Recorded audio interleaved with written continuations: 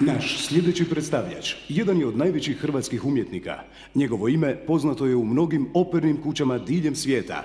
Dame i gospodo, gospodin Tomislav Neralić.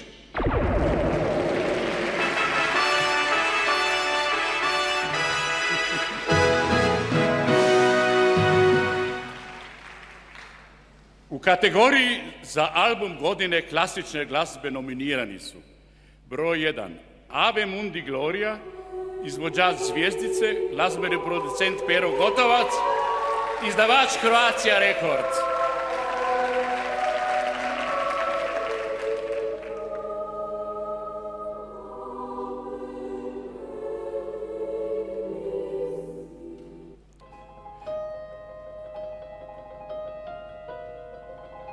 Broj 2, 4 desetljeća hrvatske glasavirske glazbe.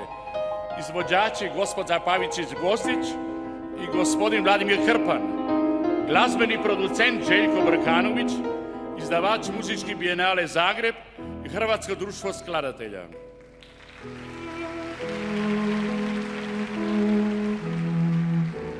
I broj 3, mislim gospođica još Monika Leskovar, violončelo i gospođica Ivana Švarc, glasovir.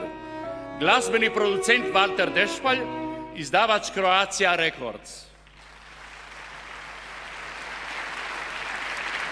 Porina dobiva Monika Leskovar, violončelo, Ivana Švarc, glasovir. Glazbeni producent Valter Dešpalj.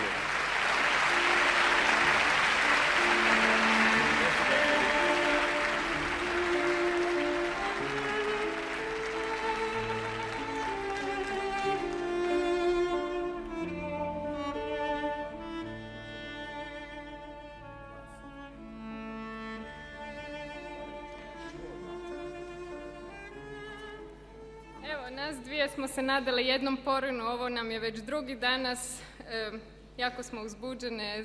Htjeli bi se zahvaliti svima koji su nam pomogli da ovu ploču snimimo, koji su nas naučili ovo što znamo i eto, nadamo se da će biti još takvih ploča i još porina.